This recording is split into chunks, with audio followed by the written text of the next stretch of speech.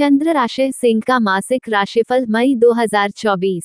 स्वास्थ्य। यह महीना स्वास्थ्य के दृष्टिकोण से उतार चढ़ाव से भरा रहने की संभावना है। आपकी राशि स्वामी तो मजबूत स्थिति में रहेंगे, जिससे आपके स्वास्थ्य को अनुकूल बनाने का पूरा प्रयास उनकी ओर से रहेगा, लेकिन अष्टम भाव में राहु और मंगल का अंगारक दोष बुध के साथ होने के कारण आपको पाचन संबंधित समस्याएं, पेट से जुड़े रोग, किसी प्रकार की शारीरिक चोट या हानि अथवा शल्य चिकित्सा की संभावना बन सकती है।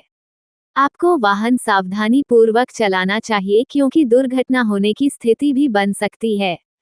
किसी से उधार मांगकर वाहन ना चलाएं, नहीं तो दुर्घटना प्रबल रूप से होने की संभावना बन सकती है। अपनी ओर से प्रयास करें कि अपने खान पान पर ध्यान दें।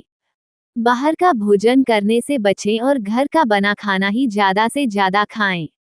तरल पदार्थों का सेवन करें, तभी आपका स्वास्थ्य उत्तम बना रह सकता है। करियर के दृष्टिकोण से यह महीना अनुकूल रहने की संभावना दिखाई दे रही है।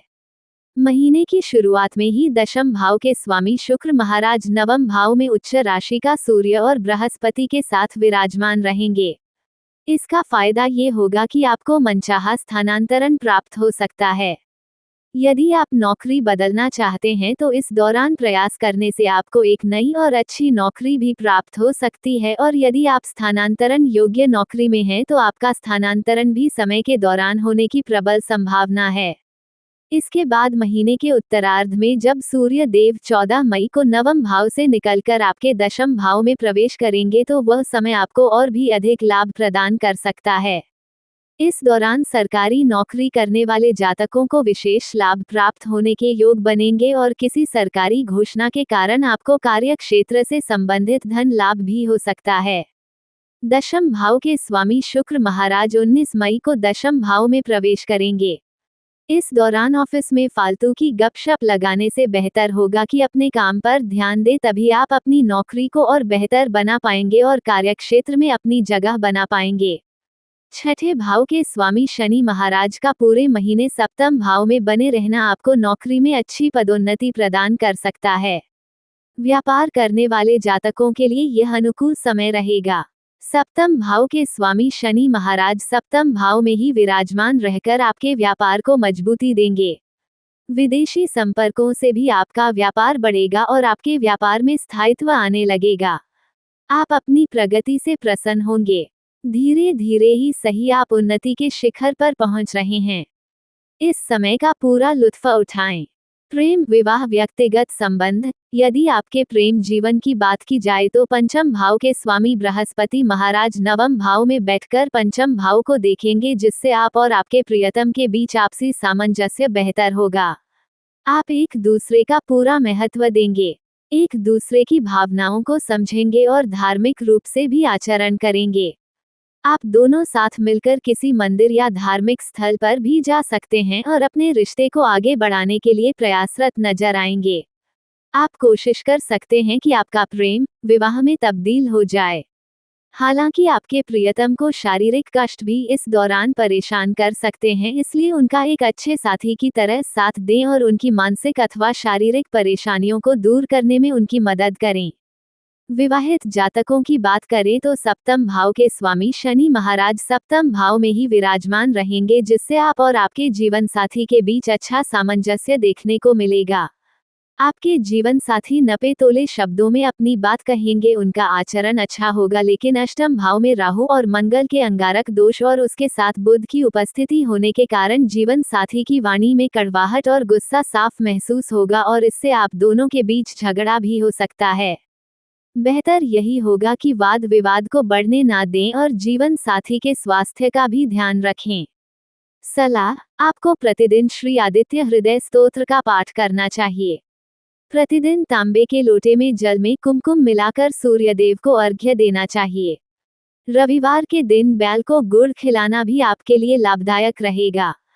चींटियों के लिए आटा और चीनी डालने से आपको समस्याओं से मुक्ति मिलेगी। सामान्य, यह महीना आपके लिए उतार चढ़ाव से भरा रहने वाला है, इसलिए आपको जीवन के महत्वपूर्ण पहलुओं पर ध्यान देना होगा और जहां जहां आपको समस्या महसूस हो रही हैं उन पर ज्यादा ध्यान केंद्रित करने की आवश्यकता होगी।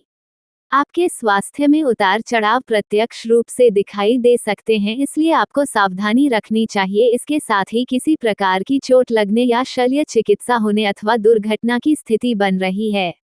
आपको समय रहते इन सभी पर ध्यान देते हुए इन परेशानियों से निकलने का प्रयास करना चाहिए। लंबी यात्राएं इस महीने आपके जीवन में होने वाली है, जिससे आपके व्यापार को लाभ होगा और नौकरी में भी स्थितियां आपके पक्ष में रहेंगी। आपका कहीं स्थानांतरण भी हो सकता है। पारिवारिक जीवन में उतार चढ़ाव होता रहेगा, फिर भी परिवार के लोगों का सहयोगात्मक रवैया आपके लिए उपलब्ध रहेगा।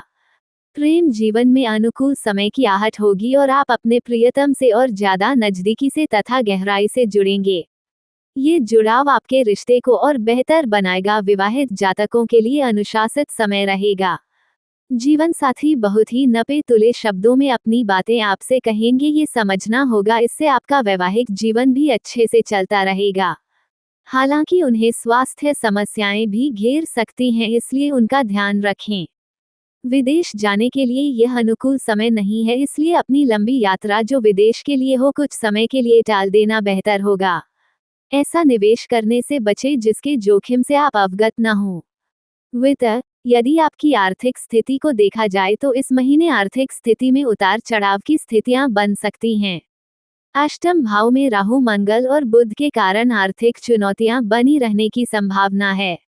आपका स्वास्थ्य पर भी खर्च हो सकता है, चाहे वह आपका स्वास्थ्य हो या परिवार के किसी अन्य सदस्य का। अनचाही यात्राएं भी आपको खर्च करा सकती हैं, जिससे आपके स्वास्थ्य में उतार चढ़ाव की स्थिति बन सकती है। हालांकि दूसरी तरफ नौकरी करने वाले जातकों को अच्छा लाभ मिलने के योग हैं। सरकारी कोष से भी धन की प्राप्ति हो सकती है। यदि आप सरकारी नौकरी करते हैं तो आपको सरकार का कोई लाभ मिल सकता है। व्यवसाय करने वाले जातकों को भी अच्छे धन लाभ के योग बन सकते हैं। हालांकि आपको ऐसा कोई भी कार्य करने से बचना चाहिए जिसमें कर चोरी का मामला शामिल हो, नहीं तो आप परेशानियों में आ सकते हैं। निवेश करने के लिए ये समय उचित नहीं है, लेकिन पूर्व में किए गए निवेश का अच्छा फल इस दौरान आपको प्राप्त हो सकता है। धर्म, कर्म और सरकारी मामलों से संबंधित कामों में हाथ डालने से आपको लाभ हो सकता है और मान सम्मान की प्राप्ति भी हो सकती है।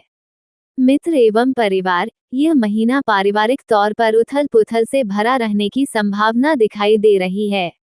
दूसरे भाव के स्वामी बुध महाराज महीने की शुरुआत से ही राहु और मंगल के मध्य पीड़ित अवस्था में आपके अष्टम भाव में विराजमान रहेंगे, जिससे पारिवारिक सदस्यों और विशेषकर कुटुंब के लोगों के बीच आपसी झगड़े के योग बन सकते हैं। आपको दूसरे भाव में केतु की उपस्थिति के कारण कोई भी ऐसे शब्द बोलने से बचना चाहिए जिनके दो अर्थ निकल सकते हैं, क्योंकि आपकी सही बातों को भी गलत समझा जा सकता है और इससे परिवार का माहौल बिगड़ सकता है। चतुर्थ भाव के स्वामी मंगल महाराज भी अष्टम भाव में राहु के साथ यदि करके अंगारक दोष बनाएंगे, जिससे पारिवारिक शांति में बाधा पड़ सकती है और आपकी माताजी का स्वास्थ्य पीड़ित हो सकता है, इसलिए आपको उनके स्वास्थ्य का भी ध्यान रखना चाहिए। दशम भाव के स्वामी के मजबूत अवस्था में रहने के कारण पिताजी को स्वास्थ्य लाभ होगा।